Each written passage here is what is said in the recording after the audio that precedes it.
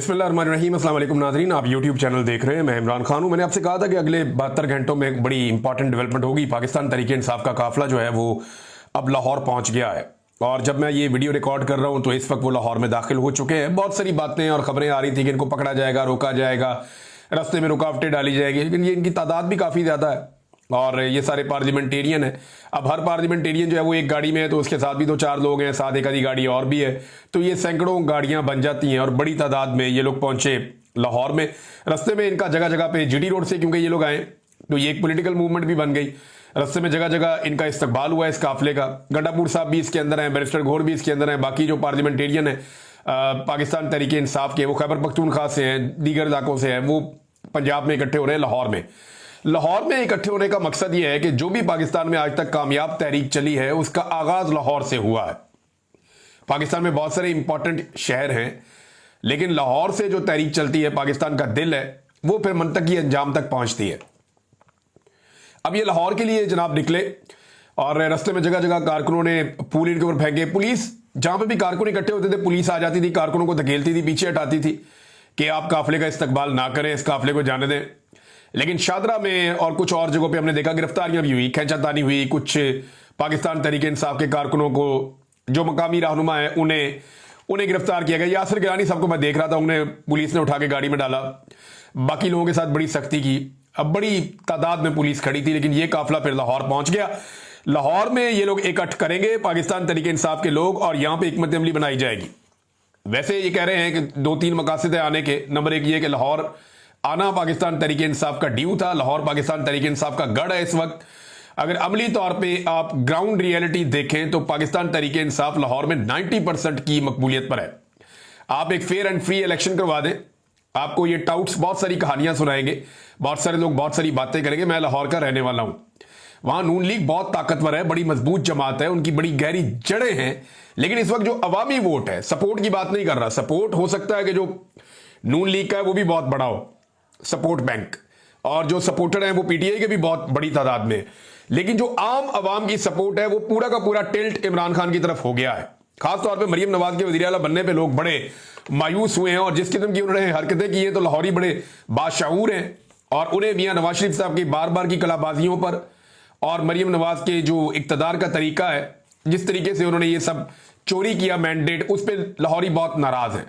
और लाहौर के अंदर इस वक्त वन साइडेड गेम है। ये पाकिस्तान तहरीक इंसाफ का गढ़ है लेकिन यहां पे एस्टेब्लिशमेंट ने बड़ा जोर लगा के सारा मैंडेट चोरी करके, यानी मियां नवाज शरीफ साहब के हल्के का तो बदलना पड़ गया इनको रात के वक्त आरओ। आप अंदाजा करें, आधी रात को इन्होंने आरओ तब्दील किया कि उस आरओ ने कहा जी इतनी बड़ी धांधली मैं नहीं कर सकता, कोई 5,000-10,000 का फर्क होता मैं मियां साहब का निकाल देता। ये कौन सी धांधली है कि 70,000 वोट इधर के कम करके मैंने उधर के बढ़ाने, ये धांधली मेरे से नहीं होती। तारीख के अंदर कभी वो बंदा अपने आप को कैसे माफ करता।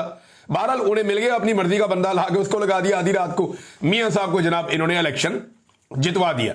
तो जिस लाहौर में नवाज शरीफ खुद अपना इलेक्शन जो है वो मिन्नतें करके और जूते पॉलिश करके जीते हों, वहां पे फिर किस तरह मुमकिन है कि पीएमएलएन बाकी बची हो। देखिए उनकी सपोर्ट, उनके अपने वर्कर, उनके अपने पक्के लोग मौजूद हैं लाहौर में, ये बात ढकी छुपी नहीं है। लेकिन आम आदमी का वोट जो फैसला कुन होता है वो सारा शिफ्ट हो गया उधर पाकिस्तान तहरीक इंसाफ की तरफ।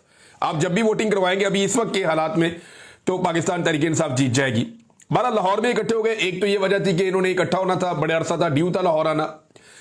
दूसरी वजह यह थी कि ये इजहार यकजहती करने के लिए आए उन 26 एमपीएस के साथ जिनके साथ स्पीकर पंजाब असेंबली मलिक अहमद खान ने इस बुनियाद पर ज्यादती की कि आपने टिकटॉकर के खिलाफ, या टिकटॉकर वज़ीर आला, या जाली मैंडेट वाली शहजादी जिसको वज़ीर आला बनाया गया है, उसके खिलाफ एहतजाज क्यों किया और उसकी मौजूदगी में एहतजाज क्यों किया।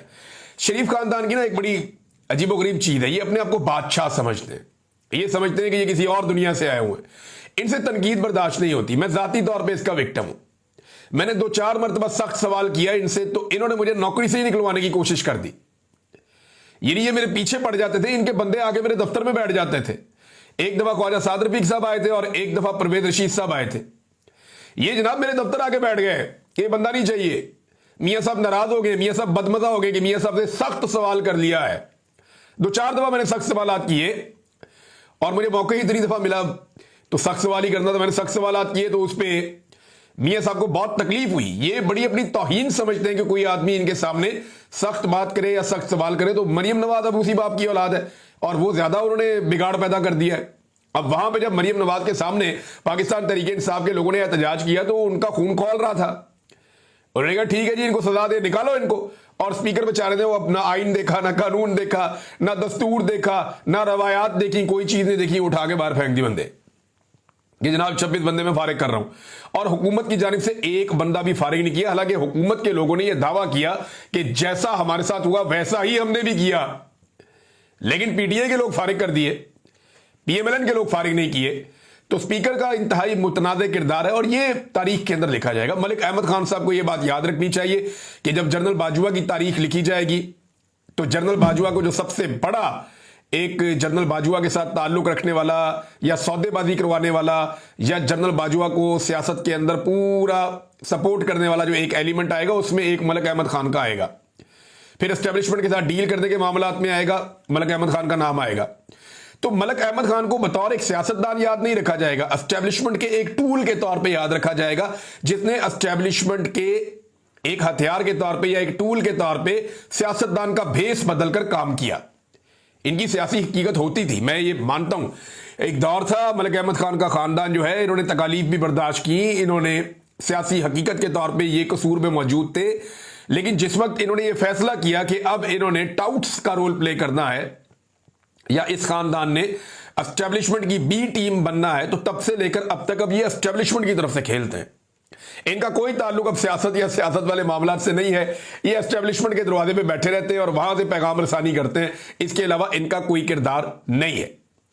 तो तारीख के अंदर इन्होंने अपने आप को मार लिया, अपने आप को तबाह कर दिया। हालांकि कसूर से बड़ी बड़ी सियासी शख्सियात रही हैं जिनके बड़े नाम रहे हैं, लेकिन इन्होंने जो है वो अपने लिए तारीख में अच्छा नाम नहीं ढूंढा। और तीसरी चीज जो पाकिस्तान तहरीक इंसाफ करने के लिए लाहौर गई वो ये है कि हिकमत अमली जो है उसको फाइनलाइज किया जाएगा कि एहतजाज कैसे करना है, कहां पे करना है, उसका तरीकाकार क्या होगा। कुछ चीजें पब्लिक की जाएंगी और कुछ चीजें पब्लिक नहीं की जाएंगी।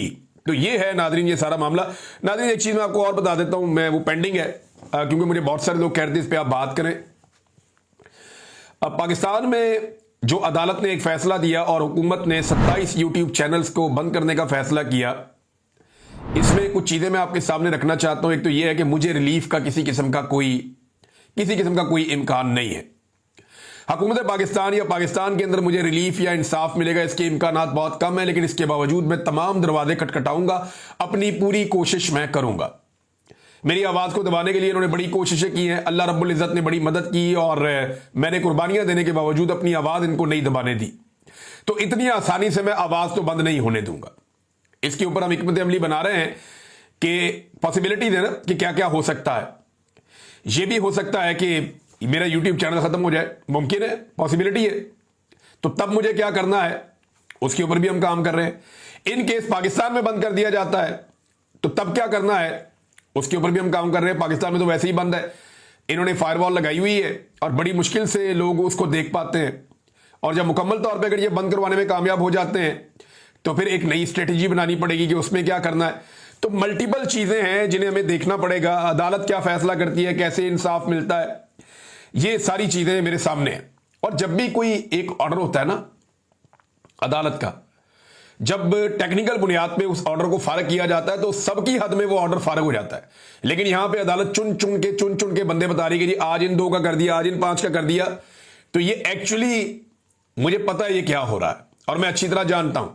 सिद्दीक जान ने मुझे पैगाम भेजा, उन्होंने कहा जी मैं अपनी जो अपील है वो वापस ले रहा हूं। मैंने कहा जी क्यों?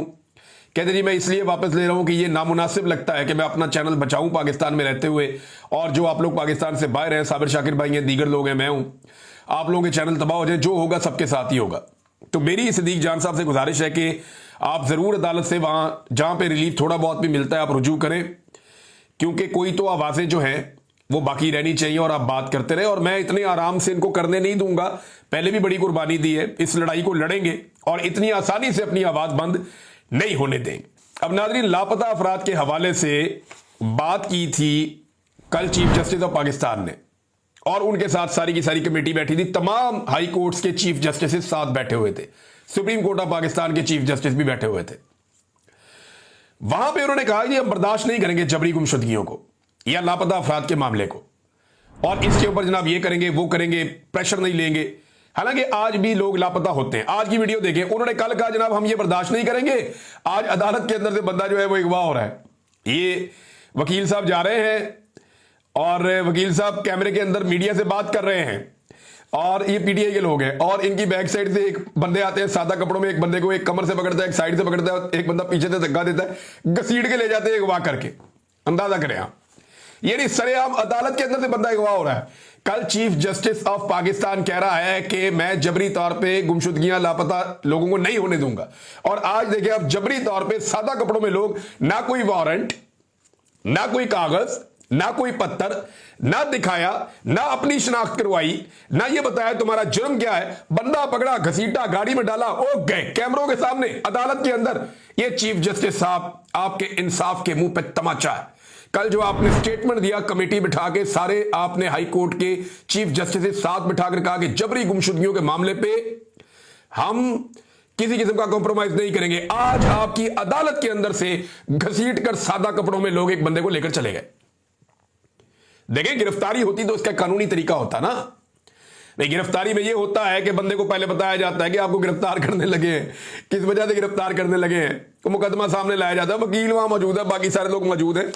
ये पाकिस्तान में अंधेर नगरी चल रही है, चलती रहेगी। बहरहाल इस पे लापता अफराद के हवाले से जुनैद अकबर साहब ने एक स्टेटमेंट दिया और कहा तमाम आईजी साहिबान को हमने लिखा कि हमें हमारे लापता कारकुनान की मालूमात या उनकी रसाई दी जाए, लेकिन हमें नहीं दी गई कि हमारे कितने कारकुनान जेलों में हैं, जिसके लिए हमने अदालत में रिट दायर कर दी है। यानी इनके बहुत सारे हजारों लोग गिरफ्तार हो गए थे, तो तहरीक इंसाफ लिस्टें जारी करती थी कि हमारे अब 50 लोग जो है अब तक लापता हैं। आखिरी जो इन्होंने लिस्ट जारी की थी उसमें 30 से ज्यादा लोग लापता थे तहरीक इंसाफ के 26 नवंबर के बाद। उसके बाद से तहरीक इंसाफ चुप है, किसी ने कोई बात ही नहीं की। इमरान खान साहब कहते थे ये जो लापता अफराद है इनके हवाले से अदालतों में जाकर रिट करो। जुनैद अकबर कह रहे हैं कि हमने जनाब आईजीज को भी लिखा है, अदालत में भी रिट की हुई है, हमारे बंदों का कोई पता नहीं चल रहा। तो चीफ जस्टिस ऑफ पाकिस्तान ये बंदे ही आप बरामद करवा दें। आपके हाई कोर्ट के तमाम चीफ जस्टिस बैठे हुए थे, वो करवा दें बरामद। पूछ लें उन इदारों से जो उठाकर ले जाते हैं बंदों को, या ढूंढ कर दें कि ये बंदे कहां गए, जिंदा भी हैं या नहीं है। बहरहाल ये पाकिस्तान तहरीक इंसाफ के कारकुन हैं, तो इसलिए इनके लिए इस वक्त पाकिस्तान की अदलिया के दरवाजे बंद हैं और किसी किस्म का इंसाफ इनको नहीं मिलता। बेचारों को अच्छा खासा रगड़ा लगा के फिर इनके ऊपर कोई जज एहसान कर दे कि जनाब ठीक है अब आप बाहर आ जाएं, तो वो फिर भी जज का शुक्रिया अदा कर रहे होते हैं, सर आपकी बड़ी मेहरबानी। नाजरीन, एक और खबर, फजल रहमान साहब जो हैं वो एक ख्वाहिश का उन्होंने इजहार किया। वो जो उनकी ख्वाहिश है वो मैं आपको बता देता हूं कि फजल रहमान साहब ने एक्चुअली कहा क्या और गेम हो क्या रही है। देखिए, फजल रहमान साहब ने कहा कि मेरी तरजीह है कि खैबर पख्तूनख्वा में तब्दीली आए, लेकिन जिस जमात की अक्सरियत है उसी में तब्दीली आनी चाहिए। इन्हीं वगैरह पाकिस्तान तहरीक इंसाफ के अंदर दोबारा से जैसे पहले बनाए थे ना राजा रियाज और बाकी ये बहुत सारे लोग इकट्ठे करके, फैसलाबाद से कोई थे, कोई जंग से थे, कोई इधर उधर से थे, ये सारे बंदे इकट्ठे करके पहले लोटे 20 बना के तो इमरान खान की हुकूमत गिरा दी थी और एक नई हुकूमत बना ली थी। अब वैसे ही वो चाहते हैं कि पाकिस्तान तहरीक इंसाफ खैबर पख्तूनख्वा जो है उसके अंदर एक रखना डाला जाए, उसको तोड़ा जाए और उसका फायदा उठाया जाए, अंदर ही एक तब्दीली लेकर आए। फजल रहमान साहब ये चाहते हैं। लेकिन गंडापुर साहब एक बात कहते थे कि फजल रहमान पे एतबार नहीं किया जा सकता क्योंकि इनका बाप भी इन पे एतबार नहीं करता था, और वो ये कहता था कि इसके सामने मैंने बात नहीं करनी, ये मेरी बातें सुन के जाके बताता है एजेंसियों को। ये गंडापुर साहब की बात बड़ी मायूब लगती थी, लेकिन अब कुछ चीजें जो हैं वो बड़ी अजीब तरीके से सामने आ रही है। फजल रहमान साहब, मैं आपको एक बात बता दूं जो मेरे पास इंफॉर्मेशन है उसके मुताबिक, और ये फजल रहमान साहब की पार्टी के लोग भी जानते हैं और वो खुद भी कहते हैं, और मेरे पास जो इंफॉर्मेशन है वो फर्स्ट हैंड है। फजल रहमान किसी भी सूरत में किसी भी अपोजिशन के इत्तेहाद में एस्टेब्लिशमेंट की मर्जी के बगैर शामिल नहीं होंगे, ना कोई फाल किरदार अदा करेंगे।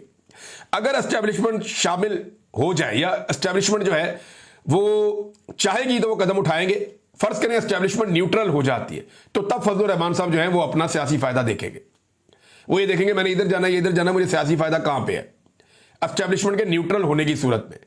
इस वक्त वही फजल रहमान साहब जो हुकूमत को दिन रात बुरा कहते हैं, जो कहते हैं जाली हुकूमत है, जो कहते हैं फ्रॉड हुकूमत है, जो कहते हैं महंगाई लेकर आ गए, जो कहते हैं गलत इनकी पॉलिसीज हैं, जो कहते हैं ये इसराइल को तस्लीम क्यों करने जा रहे हैं, जो हर बात के ऊपर एतराज करते हैं, जो हर बात के ऊपर नुक्ताचीनी करते हैं, आज वही फजल रहमान उसी हुकूमत के साथ बैठ के ये सौदा कर रहे हैं कि हमने ज्यादा से ज्यादा सेनेटर खैबर पख्तूनख्वा में कैसे हासिल करने।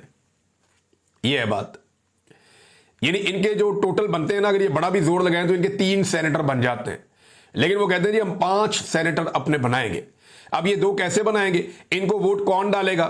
यही बात है ना, लोटाइज्म होगा। वहां पे पैसा दिया उससे वोट ले लिया, वहां पैसा दिया उससे वोट ले लिया, इस बंदे को लालच दे दिया, उस बंदे को लालच दे दिया, उससे वोट ले लिया। तो अब ये फजलुर रहमान साहब और बाकी लोग जो है ये इंसानों की मंडी लगाने जा रहे हैं ये आलम दीन, लेकिन इंसानों की मंडी सेनेट की 1 नशिस्त के लिए, 2 नशिस्त के लिए ये लोग लगाएंगे। और फजलुर रहमान साहब हमेशा से स्टेटस को का हिस्सा है, स्टेटस को की पॉलिटिकल पार्टीज के वो हामी हैं।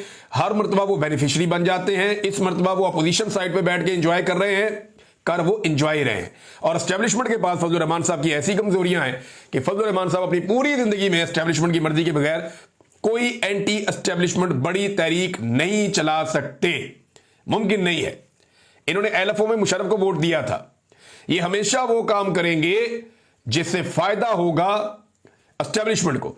तो फजलुर रहमान साहब के बारे में गंडापुर साहब की राय ठीक थी, वो गलत राय नहीं थी, बात उनकी ठीक थी। शहबाज शरीफ साहब ने एक दावा किया, नाजरीन हैरान कुन दावा कर दिया, मैं आपके सामने रखता हूं। एक तो शहबाज शरीफ ने कहा जी कि अल्लाह मुझसे पूछेगा दुनिया में क्या काम किया, तो मैं कहूंगा कि मेरिट पर काम किया। एक तो इमरान खान की नकल करते करते इन्होंने मर जाना सारों ने, आधी जिंदगी इनकी इमरान खान बनने के चक्कर में गुजर गई, उसकी मुखालफत में, बाकी जो है उसकी नकल करने में इनकी गुजर जानी है। अंदाजा करें आप। ये इमरान खान कहता था कि मुझसे मेरा अल्लाह पूछेगा तो मैं उसे क्या जवाब दूंगा। आज ये उसकी नकल उतार रहे हैं। अल्लाह मुझसे, पहले ये भुट्टो की नकल उतारते थे, अब ये इमरान खान की नकल उतारते हैं। अल्लाह मुझसे पूछेगा दुनिया में क्या काम किया, तो मैं कहूंगा कि मेरिट पर काम किया। मियां साहब आपका अपना वजूद मेरिट के खिलाफ है। 17 सीटों के ऊपर आपको लाकर वजीर आजम बना दिया, ये कौन सा मेरिट है? जबरदस्ती आपको, आपके बेटे को, आपकी भतीजी को, आपके भाई को, सारों को जाली इलेक्शन जितवाया गया, ये कहां का मेरिट है? आपका वजूद मेरिट के खिलाफ है। आप लोग खुद मेरिट की नफी है। आपके मुंह से तो मेरिट का लफ्ज ही अच्छा नहीं लगता। आपने उठा के सारे रिटायर और हाजिर सर्विस जर्नलों को बड़े बड़े ओहदों के ऊपर बिठा दिया है, ये मेरिट है? और भाई जो लोग सिविलियन हैं, जो ट्रेंड है इस काम के लिए, जिन्होंने तालीम हासिल की इस काम के लिए, उनको हटा के आप यूनिफॉर्म वाले लोगों को ला ला कर बिठा रहे सिर्फ इसलिए कि आपने बूट पॉलिश करनी है, ये मेरिट है आपका? यानी ये तो मेरिट नहीं हो सकता। सवाल ही पैदा नहीं होता कि ये मेरिट हो। आपने डीजी आईएसआई को स्टेटस दे दिया अपनी काबीना के अंदर, ये पहली दफा आपने किया, ये मेरिट है आपका? आपने वजीरों की एक फौज बना दी है, ये मेरिट है आपका? यानी ये मेरिट कोई नहीं है, ये सिर्फ आप 2 नंबरी कर रहे हैं मियां साहब। और मियां साहब का अगला स्टेटमेंट है, वो कहते हैं जी मैंने मुश्किल हालात में हुकूमत संभाली थी। 2023 में अक्सर लोगों का ख्याल था कि मुल्क दिवालिया हो जाएगा, लेकिन मुझे यकीन था कि दिवालिया नहीं होगा। देखिए, एक तो मुश्किल हालात में आपने हुकूमत नहीं संभाली, आपके लिए हालात बहुत मुश्किल थे, अवाम आपसे नाराज थी, ये मुश्किल थी। लेकिन एक बात आपने ठीक की है कि 2023 में लोगों का ख्याल था कि मुल्क दिवालिया हो जाएगा, और सबसे बड़ा ख्याल ख्वाजा आसिफ का था और आप लोगों का अपना था, और हम वो रिपोर्ट कर रहे थे। 2022 में किसी का ख्याल नहीं था कि ये मुल्क दिवालिया हो जाएगा, क्योंकि जब इमरान खान वजीर आजम था तो आप एक मुझे कोई लाकर दिखाएं चीज या डाटा या कुछ जिसमें कोई ये आगाह किया गया हो या इस खदशे का इजहार किया गया हो या किसी वजीर ने यह कहा हो कि यह मुल्क दिवालिया होने जा रहा है।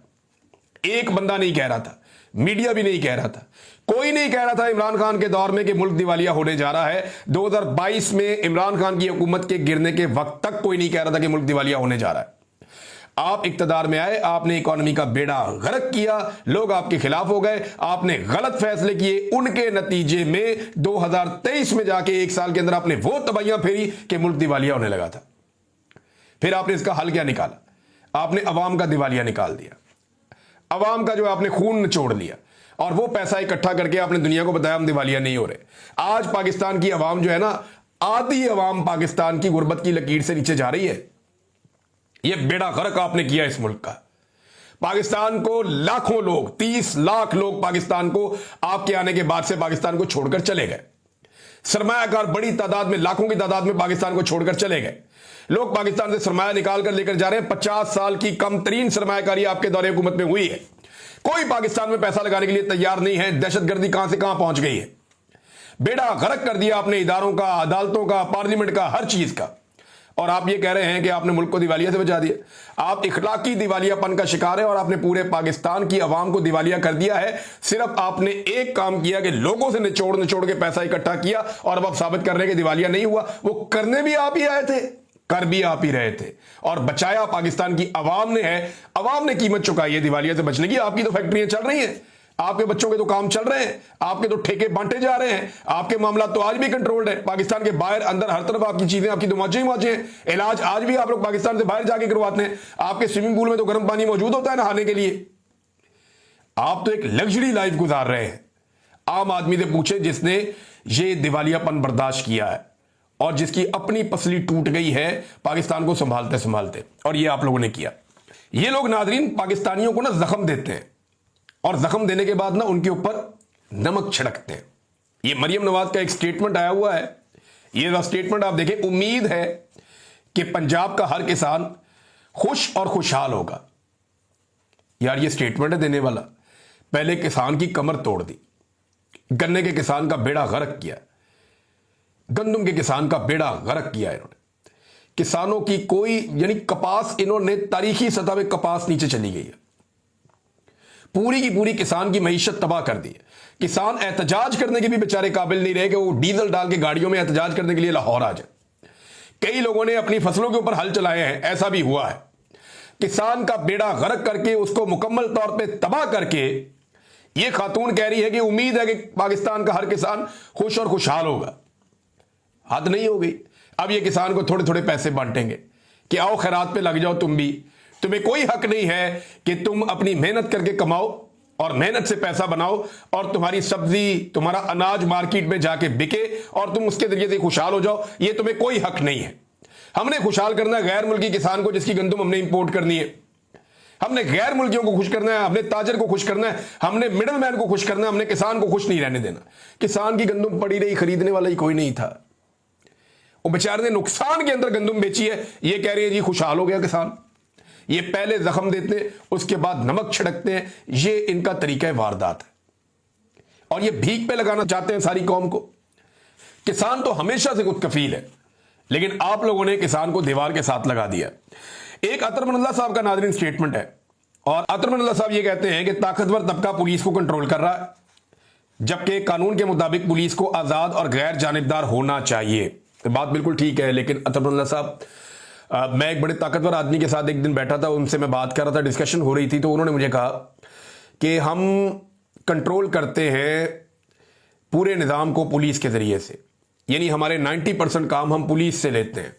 क्योंकि मैंने सवाल किया था कि कराची में आपने पुलिस के सामने सरेंडर कर दिया जब पुलिस ने छुट्टियां लेना शुरू कर दी। वो कैप्टन सफदर वाला वाकया आपको याद होगा, कायद आज़म के मज़ार के ऊपर उसने उछल कूद की थी, उसके बाद कैप्टन सफदर को गिरफ्तार कर लिया गया था और कैप्टन सफदर की गिरफ्तारी के अंदर एक दरवाज़ा तोड़ा गया था होटल का, मरियम नवाज जहाँ पर ठहरी हुई थी।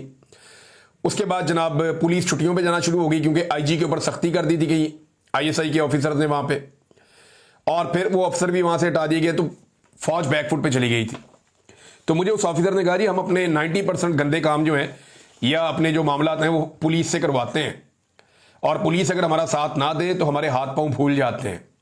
और यही हुआ था कि जनरल बाजवा को वो फैसला लेना पड़ा और बैकफुट पे जाना पड़ा। ये मुझे अच्छी तरह याद है। बहरहाल ये क्योंकि एक वाकया था मुझे याद था। अब तक के लिए इतने अपना ख्याल रखिएगा, अपने चैनल का भी अल्लाह हाफ़िज़।